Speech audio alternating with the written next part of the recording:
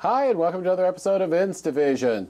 You know, Atlas Shrugged Part 1 hit theaters, and now coming next week, it'll be out on DVD and Blu-ray. Although Ayn Rand's book was meant as a cautionary tale, sometimes it seems as if the Obama administration is using it as a how-to manual. I'm joined by producer Harmon Kaslow to talk about the film and what it means. Welcome. Hey, good to be with you, Glenn.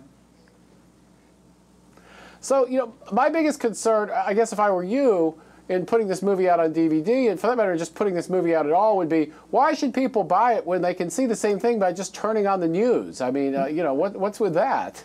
No, I mean, it is interesting. I mean, Atlas Shrugged really is not supposed to be a newspaper. It's really just a warning. But it's become so, you know, the story and themes in Atlas Shrugged now are just paralleling so much of what's going on in today's news that people think that we waited 50 years until bringing this to the silver screen. But really, you know, it's, you know, Ayn Rand had written this in 1946. It was around the time that after Roosevelt's third term in office. It was sort of a parody, actually, of the New Deal policies that were in effect. And she was hoping that there would be just some resistance to the growing power of government. And now you move ahead 50 some odd years and you can see the results of those particular policies.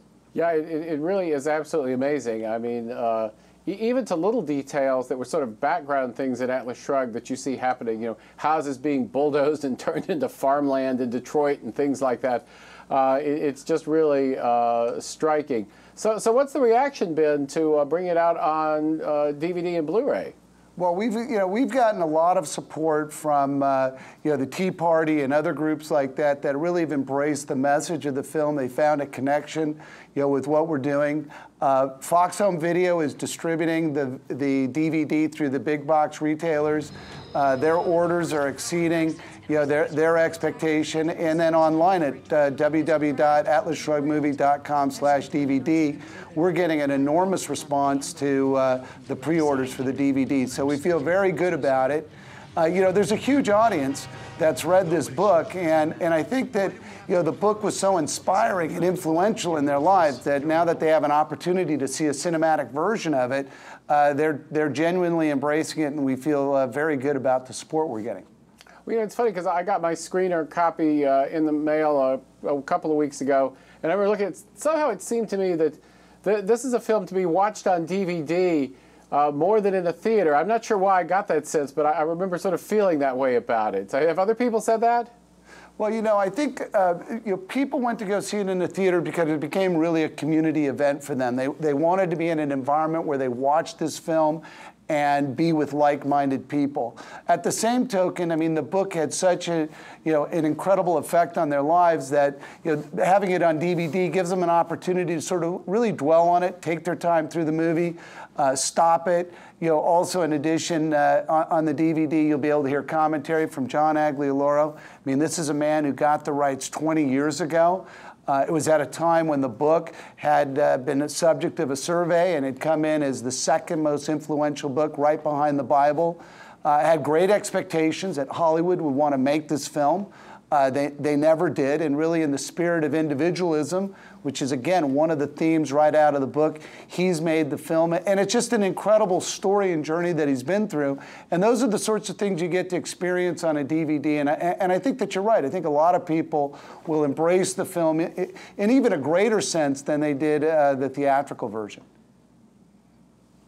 Yeah, and it's really interesting to see the resonance that Atlas Shrugged has. I mean, I know I teach law students, and of course these are people who are mostly 22 to 25. And it's amazing how many of them are reading Atlas Shrugged now and sort of comment on the eerie similarities to present times. I find that really, really amusing. Oh, yeah. I mean, and then you see what's going on actually in Wall Street with this sort of Occupy Wall Street movement. Yeah. And you have to ask yourself, well, what would the heroes of Atlas Shrugged really, what would their conversation be if they were watching this? And I think that, what the heroes in Atlas Shrugged would say is, if these guys are protesting wealth, then their energy is misplaced. But if the protest is the creation of wealth through corrupt politics or fraud, then that's absolutely something that is worthy of a demonstration. for me personally, one of the things that came out of it was I saw a video on YouTube with a young man who was ranting about the Fed policy on money, and that speech that he was giving was just so reminiscent. It almost seemed like it came right out of the book of what something Francisco d'Anconia would say in part 2 of the book, which is where we're off to next in 2012. Well, that's in fact the next question. Everybody was asking me when they heard I was going to do this, what's the status of part 2? So we're coming out next summer, is that right? Yeah, well, it's full steam ahead for us on part 2. Obviously, we learned a lot producing part 1. Our aspiration is to have the film done in time for to screen at the nominating conventions, and then to have in theaters about a month and a half prior to the presidential elections in 2012. I mean, I think people like yourself and people watching this show are going to be very engaged, obviously, in what's happening politically, and I think they're going to, revert to the message and themes of limited government and preserving our liberties and freedoms. That Atlas Shrugged again will be something that'll be on the minds of a lot of people. When it comes to limited government preserving liberties, especially economic liberties, that's not something you see a whole lot from Hollywood. Why do you think that is? Well, Atlas Shrugged is a message film.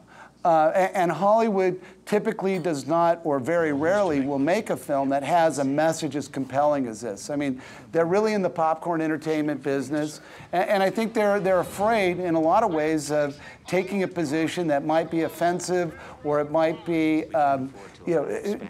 create some controversy among their consumer group. So, it really takes somebody with the spirit, the determination, and especially the courage of a John Aglioloro to take on a property that's so incredibly important to America and translate it and adapt it into a motion picture. Well, I'm certainly looking forward to seeing part 2. And with part 1 now out on Blu-ray and DVD, where can our viewers get a copy again? Okay, it's at our website, atlasshruggedmovie.com/DVD. It'll also be in all the big box retailers. And I hope, Glenn, on your version, I think we actually etched your name in it, so that it's just sort of an expression of our gratitude for all the support that you and your viewers have given us. It's been fabulous. We're quite humbled by it all, and hope that you'll be with us for the remainder of our journey into part 2 and 3. Well, I'm waiting. Thanks so much for taking the time to join us. Great, Glenn. You too. And that's Harmon Kaslow, the producer of Atlas Shrugged Part 1, and now Atlas Shrugged Part 2. Part 1 will be out on DVD and Blu-ray next week. Part 2 will be in theaters in a little less than a year. I look forward to it. Thanks for taking the time to join us here. This is InstaVision, and we'll be back next week. Until then, have fun on the internet. Thanks.